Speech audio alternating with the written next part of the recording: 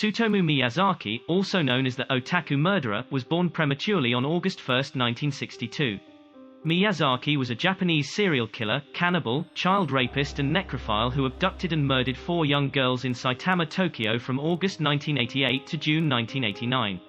While growing up, Tsutomu Miyazaki was a sensible child who was teased a lot during school, which made him inward and shy. He had a birth defect where his hand joints were fused together, preventing him from being able to bend his wrists upwards. Long and thin and gnarled and utterly creepy looking. Miyazaki tried to stay alone and started reading comic books after not getting along with the kids. But this didn't take time, and soon he got bored, and this time his companion was Japanese pornography. He had amassed over 5,763 of these Screamadelica videos. Soon the videos weren't enough for him. Tsutomu Miyazaki got bored with Japanese pornography and said, "They black out the most important part." When nothing seems to be working for Miyazaki, he decided to film them. He would go to the tennis court and manage to click pictures of girls playing tennis. Tsutomu Miyazaki was a kid with opportunities. He was designated to take over his father's business someday. His father owned a newspaper company and wanted his son to take over his business in the coming years. But Miyazaki had made his mind. He wanted to be a photographer. Miyazaki loved spending time with his grandfather. He loved his grandfather so much that he even ate parts of his ashes so he can stay with him forever. Things went downhill for Tsutomu Miyazaki after the death of his grandfather, as on one occasion he was caught spying on one of his sisters as she showered. His anger was peaking day by day, as when his sister expresses her concern over him watching her showering, rather than apologizing, he beat her up. When she told her mother, she was angry at Tsutomu for both the things he did, first spying on her sister and then beating her. He went so crazy that he beat his own mother instead of saying sorry. After the death of his grandfather, he distanced himself from the family. "I felt all alone," Miyazaki reported after his arrest. "And whenever I saw a little girl playing on her own, it was almost like seeing myself." On August 22, 1988, Miyazaki abducted a 4-year-old, Mari Kono, from a park in Tokyo. He took her to a quiet spot in a wooded area, west of Tokyo, and parked the car under the bridge where it couldn't be seen by a passerby. They chatted for around 30 minutes. Miyazaki then strangled her and proceeded to engage in sexual acts with her corpse. He carefully undressed her, left her naked body in the woods, and returned home with her clothing. For several weeks he left the body in the woods, checking periodically. He removed her hands and feet and kept them in his closet. Miyazaki burned the rest of the body and took some ashes with him. He sent some of the ashes to girl's parents along with a few of her teeth and photos of her clothes. He sent a postcard too which read, "Mari. Cremated. Bones. Investigate. Prove." A month later he did the same to another girl who was seen walking by herself. Masami Yoshizawa, who Miyazaki spotted walking home along the road. He offered her a ride, and then he did the same as he had with Mari Kono.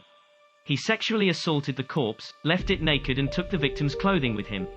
Months later Miyazaki took his third victim, another 4 years old. He drove her to the prefecture of Saitama to a parking lot and took photos of her while she was alive. Miyazaki then dumped her body there and left her clothes close by in a green area. Miyazaki again sent a postcard to the victim's family, but this time he used letters cut out from magazines. The postcard read, "Erica. Cold. Throat. Rest. Death." The final killings of the 4 by Miyazaki was one of the most disturbing. Miyazaki abducted a 5-year-old Ayuko Nomoto in June of 1989. He convinced her to let him photograph her. He then murdered her. But this time it was different. Rather than dumping the body in the woods, he took the corpse home. At home, he spent 2 days sexually abusing the corpse, photographing her and masturbating. The videos were later found in his room. When decomposition made it impossible for him to further do anything with the body, he chopped her off. He dumped the head and torso in separate locations, including a cemetery, a public toilet, and nearby woods. He admitted to eating parts of her hands and drinking blood from her. However, he began to fear that the police would find the parts in the cemetery, and after 2 weeks he retrieved them. After that, he kept the body in his closet. The police identified Kono's remains from the box he had sent to her parents. He then sent the parents a confession letter which he described Kono's 4-year-old body in decomposition. "Before I knew it, the child's corpse had gone rigid. I wanted to cross her hands over her breast, but they wouldn't budge. Pretty soon, the body gets red spots all over it, big red spots. Like the Hinamaru flag. After a while, the body is covered with stretch marks. It was so rigid before, but now it feels like it's full of water. And it smells. How it smells. Like nothing you've ever smelled in this whole wide world." A serial killer never stops killing. Unlike the case with BTK, Tsutomu Miyazaki tried to kidnap his fifth victim in July in 1989. Miyazaki was wandering the park when he spotted two sisters playing their yard. He managed to separate the youngest one from her old sister and drag her to his car. At this time the older sister ran to get her father, who then attacked Miyazaki, who was trying to take photos of his daughter in the car. Miyazaki ran naked but came back after some time to retrieve his car and was ambushed by the police. After Miyazaki was arrested, police organized a search for his car and apartment, which was something no one could have expected. In the apartment, police found over 5,000 videotapes, some of anime and slasher films, but what was more disturbing were the videotapes of him abusing the corpses. Police also found the photographs of his other victims and the pieces of their clothing. The body of his fourth victim was decomposing in his bedroom closet with her hands missing. Throughout this trial, Tsutomu Miyazaki remained incredibly calm. He answered questions calmly, and when asked about his crimes, he blamed them on Ratman, his alter ego who lived inside him and forced him to do terrible things. Miyazaki believed, "I've done a good job. I am a Japanese hero and this is my stage," during his trials. Tsutomu Miyazaki's parents disowned him and his father refused to pay his legal fees, as his father said that it would be an insult to the victim's family.